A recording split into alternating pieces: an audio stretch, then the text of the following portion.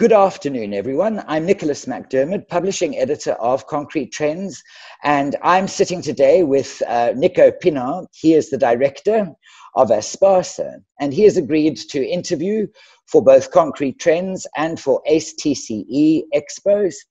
And it's without further ado, I welcome Nico, who's going to tell us a bit of the background of ASPASA before we move on. Thanks, Nicholas, and thanks for you guys for inviting me. It's a great honor.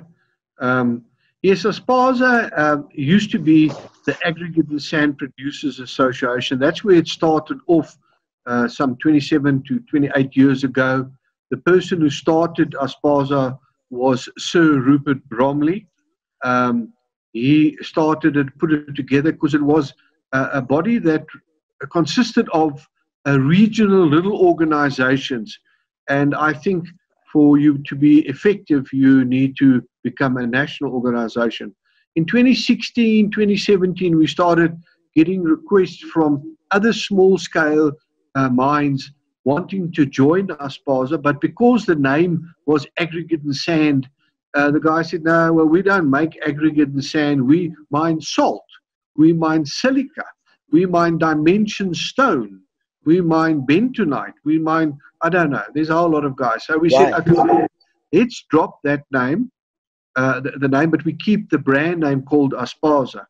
And we kept it, and we're running with that. The ASPASA is, I don't know if if I should share with you, but ASPASA is part of the Minerals Council. The Minerals Council today is known as the old Chamber of Mines, which it was. It's now the Minerals Council. It's got a new lease of life. It's changed its whole package, and we've also changed our package. So otherwise you become outdated. And I serve on the Minerals Council's board. I also, at the Minerals Council, represent two other associations that also represent small-scale mining. The one is the Clay Brick Association that look after the brick guys, and then the other one is the South African Diamond Producers Association, which looks after the small little diamond guys, not the huge big companies. So that's what we do. So the Minerals Council has been very forthcoming with us and saying that these associations looking after the smaller surface mines. We don't represent underground mines. So yes, we are scattered right throughout South Africa. Every province we are, because somebody's digging a hole. Yeah. That's right. You mentioned recently that some of the surface mining represents some of the biggest mining operations on the continent. Is that right? Yes. You must remember that aggregate and sand, if we go back to that portion, aggregate and sand is the most mined mineral in the world. That's not something people know. No, because every country that you know of where you have buildings or infrastructure, you have to build that with aggregate and sand. Absolutely. Cement on its own has got no value because you can't build anything with it. You have to mix it to get concrete.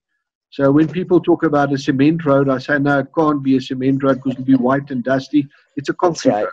It's the most mined mineral in the world, and the biggest mining house in the world is Lafarge-Holcim, which is very interesting. People don't know that either. They think, it's Anglo-American, but it's not. But that, sorry to cut in there, but Nico, that's the other thing we know is that concrete, second to water, is the most consumed item or resource, if you like, in the world, which makes ASPASA a rather powerful association. Yes, to a certain extent it does. We've got very, very good relationships with the regulator, the Department of Mineral Resources and Energy. And, we represent, our role is a bit of a different role to what maybe the Minerals Council is. The Minerals Council is there to represent the big mining industry and the mining industry. So we give services like training, audits, health and safety audits, environmental audits. We help people with community problems, where they have interaction with community. We get involved with transport issues because, remember, our trucks deliver aggregate and sand or dimension stone or salt, whatever. They share all of these things. So there's a lot of our industry's trucks on the roads. So we have these funny problems which the big body. So we're not in competition with the Minerals Council. We're part of it. We add on to it. Absolutely. And what you're describing there are the large volume that we might refer to as the secondary industries that arise from the primary industry you're representing, as you were saying, the trucks and the transport, all of those elements. Yes. Now, on that note, when we look at, concrete, those of your members who are on the sand and the aggregate side, those producers, the ones who make up, are they the core of your membership still? At this stage, they're the core. They're the biggest at this stage. When I started in this industry 21 years ago, it was most probably at that stage the cement companies who had an aggregate division. And that's changed dramatically. The biggest guys in our industry now they've got no cement, they've got very little interest in concrete. They're the biggest in mining. And most probably the second biggest too. They build roads, a lot of roads, and these the first two top guys are on the Johannesburg Stock Exchange. Got it. So they're big companies. So they've taken over from, in those days, the cement companies dominating the quarry business, if you want to call that. Yes. Now changed dramatically. It's changed. Yes. And then there's a whole horde of smaller guys. If you add them all together, they're quite a substantial, family businesses, well run. There's some very, very, very well run smaller operations, and they are just unbelievable because they don't have the big infrastructures and head offices and all of that. So they're very well run. And with that variety of membership, with very different operations, essentially, you have to really generate quite a lot of material, don't you? And you were talking, tell us about if you're interested, could we perhaps focus on the safety elements you've been focusing on recently for your members? Okay, what we do is and we started this, actually, Sir Rupert Bromley started with this, and we developed this, what we call a health and safety audit. We have an external auditor who goes around to all our members' quarries. It's basically a compulsory thing. If you're a member, we audit your operation. Why do we do that? We are not there to give negative feedback. What we do is we tell the guys where they're not complying to the law. Okay, so we have got no right to stop them or change anything. So at the end of the day, we say these are the things that are wrong. Yes, they have to fix that. We do that once a year. The auditor goes around, so this guy travels a lot, and it's a legal compliance audit. So everything that comes out as the laws come out, we build it into the audit document. And what it does is it's a great benefit for the operation, and the guys are very fond of this. They get all worked up beforehand, but once the guys finish with them, they get a computer printout, which is on a stick, and it tells them where they're non-compliant. So when the regulator comes there, he has sorted out some of the non-compliance issues if they listen. Because often the guys say, oh, well, you're not going to do this. But then the regulator comes. The difference is when the regulator comes, what we call in the industry is a Section 54.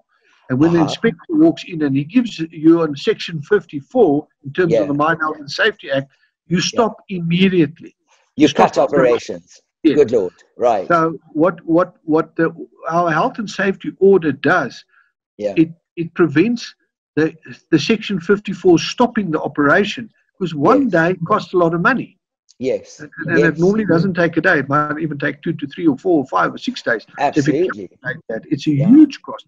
So we do that, and we also then also develop what we called an environmental audit. So we do that too, which we took the idea from the American the American Gravel Association, Sand and Gravel. It's huge in America, and they do what they call an about face audit, and they look at the environmental issues. And we've taken that, but we've also now converted that whole thing into a legal compliant audit. And again, somebody goes out and tells the guys, you can't do this, you shouldn't do this, and maybe you should do that. We Right. share, we build, we train, we educate, that's what we do. Got it. And on that note, we are now in the middle, it seems, of dealing with the pandemic, the lockdown situation, and the return to work has been steady. And I'm wondering, how is that going for your members? How are things progressing? Well, what happened with COVID-19 was that it was a bit of a shock when we all had to stop. Indeed.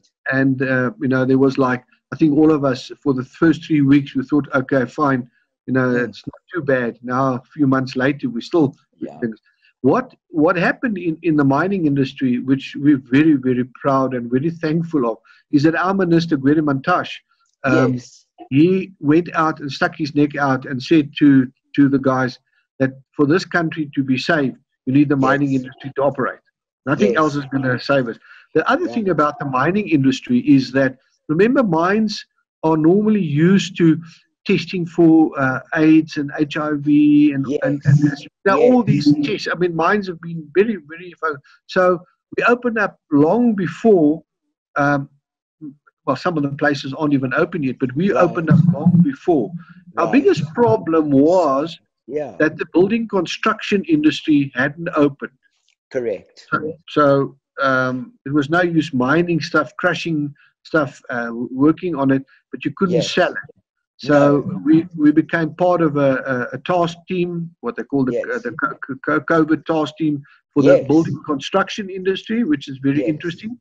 And everybody, SAFSEC, Master Builders, everybody got together because we were probably the biggest supplier to the building industry and construction industry. We're part of that. And then they started pushing to get, what do you call it, the infrastructure development open.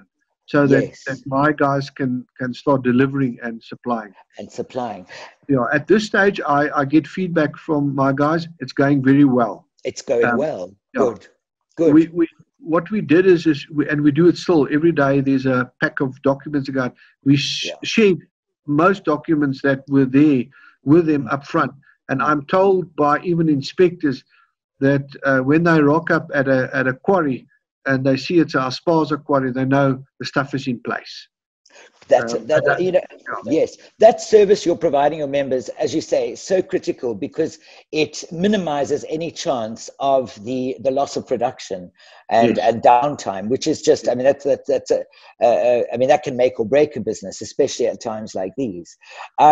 On that note, but in terms of the experience you've had now and going into the supplying of the construction industry again, it would seem to me that you might have some lessons learned that the construction industry might learn from you with regards to managing the health and safety issues that have been added with the various regulations and requirements that the various lockdown stages require of us in the workplace. What have you found the most important things when managing the transmission of the virus and the testing? What things have come up for your members? I think again we were fortunate because the mining industry is I don't know if it's the right terminology, is one body, which is the Minerals Council. And I can just tell you that the Minerals Council is still really the leader in putting stuff together. So we had guideline documents long before the mining industry could operate. We shared it on a daily basis with the members, and they implemented the stuff. And what was important for the mining industry was to get to the basics. You screen the people, you then, if necessary, test, and whatever, you go through the places, the hand washing, and that's normal. I mean, that's the president told us to. Indeed. But we the guys started looking at it's unbelievable how creative the industry was. And I think these are the important parts, isn't it? The creative responses, Yes, they were unbelievable creative. They tell you stories you think I never thought about it. Then when I became part of the building industry's body, I found that the guys didn't, because the problem with the construction building industry is that they don't have one body looking after that. They're separated. They've and got everybody. CISA, they've got the CIDB, they've got EXA, they've got everyone. Yes, yes. So that, I think that was the problem then. And I mean, I would, if I had to advise somebody, I would say, put it all together and have a federation which represents all these other bodies. You know, a federation, like you have trade union federations where there's different trade unions in, and they become part of the federation, which the Minerals Council does. It's not called the federation, but it's the Minerals Council. So, but that's actually what you described when you were introducing ASPASA. It was a collection of separates, then into one, and now you're representing even the large guys, or at least the smaller diamond producers, the larger, smaller miners, if you know what I mean. Yes. Indeed. And you must remember, in the Minerals Council, you've got the diamond guys, the coal guys, the gold guys, the platinum guys. They're all in their little groups. So they have meetings together. So that's very crucial. So if you look at building and construction, you know, SAFSEC and BIFSA. I always tell the story. I used to work for BIFSA many years ago. I was the first industrial relations advisor to BIFSA, the Building Industry Federation. Now it's called Master Builders. That's right. We always used to have this problem when you're on a construction site. The one guy's working under civil and the other guy's working under building, and the wages are different. So we had strikes about that. Conflict. You know what I'm saying? So absolutely. It's a problem. Now, there was something, you know, you mentioned assisting members when working in communities. This is a big issue for the construction sector as well. One of the issues that the construction sector faces is the working with the emerging contractors, making sure things work for them, and within a community, helping the community not feel dispossessed, or should I say, making sure they feel that they are getting some benefit from the activities around them. How have you found that in the more recent past? What I think the problem is, if I can just go to the problem, then I'll come up with a resolution. The problem is, and I think that's a general problem between people, even husbands and wives, and communities and businesses, they don't talk to each other. Right. If you don't explain what's going on and you don't talk to each other, the community, I remember I was a trade unionist in South Africa, in the old South Africa, so I was checked by the security police in those days. Having an Afrikaans name and being a white, I was not very lovable. But anyway, what I learned those days, what I learned in those days, once you understand the other side of the story, it becomes easier. So what the communities are, what they are still, and some we're trying to work on it, is that they see a mine and they think there's a lot of money, and they want to be part of it. And there's people that go around and say they're stealing your this and that and so forth, your right to your minerals. Remember, because that's why the Mineral Petroleum Resources Development Act came in, which said that the mineral doesn't belong to you as an individual anymore. It now belongs to the state.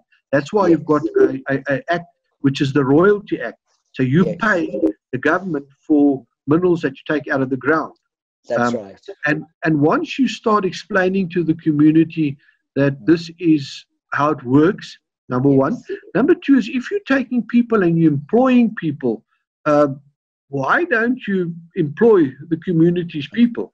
Yes. Because I mean, in mining operations, we don't have all computer literate people and guys with engineers. You not need a driver or a artisan or something like that. And now what you do is, and I think it's the history of South Africa, is you bring people from homelands and you let them work in the mine. Not in our industry. We use the locals. So when we're in a town and we're near a town, and it's the local people that work there. So it's easier for us. The problem is if you bring in outsiders, but your local people haven't got jobs and they're dying of hunger.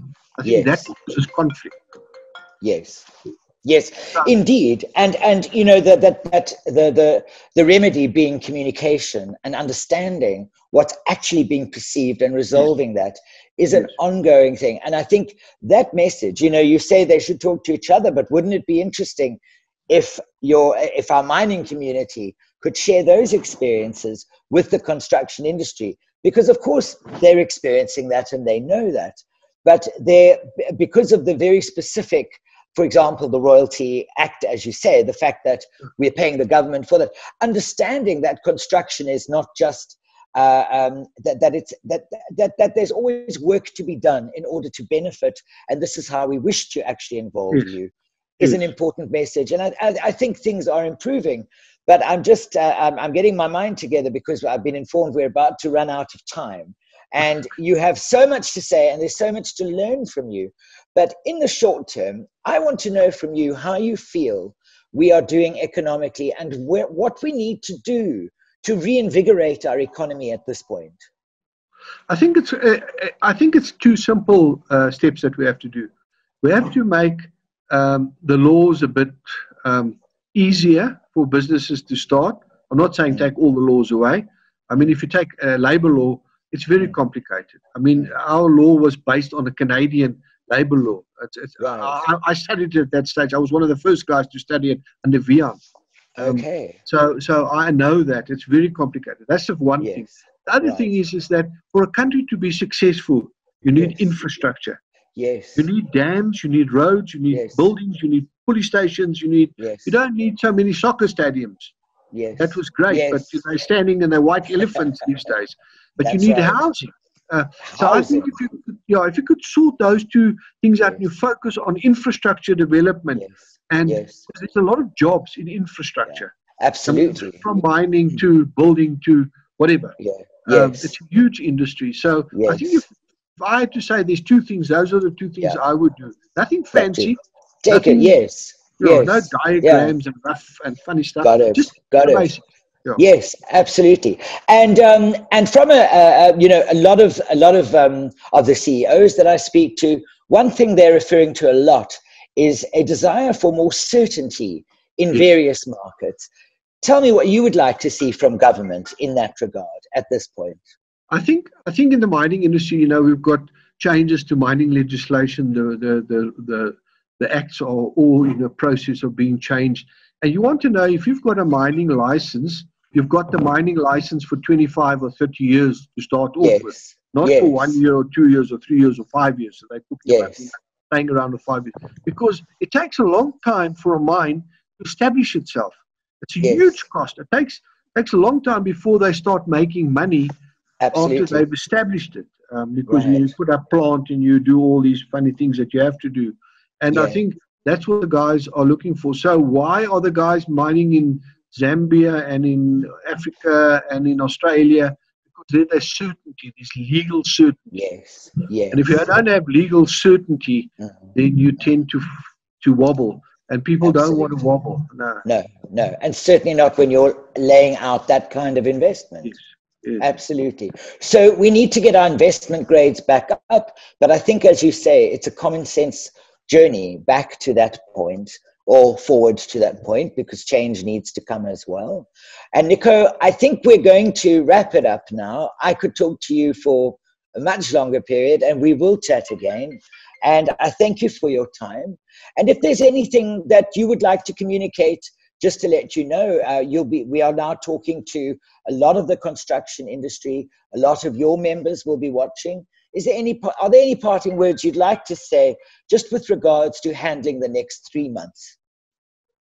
I think the next 3 months, we just need to calm down, because I think there's a lot of people that are stressed. There are a lot of people that are uncertain. And I think it's crucial that we sort of look after each other in this as industry, and calm down and plan what we're going to do.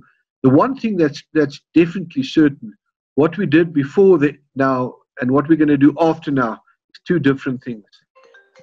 It's two different things. But I must say, the way we're going to do it and the way we're doing it now, in my view, is much more productive. Right. And that could have been a whole other conversation, which we will pick up next time. Nico, I would just like to thank you for your time, for your generous sharing of information and knowledge and wisdom. You are someone we all need and can learn from. And perhaps next time we'll talk a little bit about your trade union days. I think maybe that'll be a novel. But Nico, thank you for your time. You're always generous with it. And we wish you all the best in the near future and look forward to seeing you soon. Thanks, Nicholas. Thanks for coming. It's a pleasure. It's a pleasure.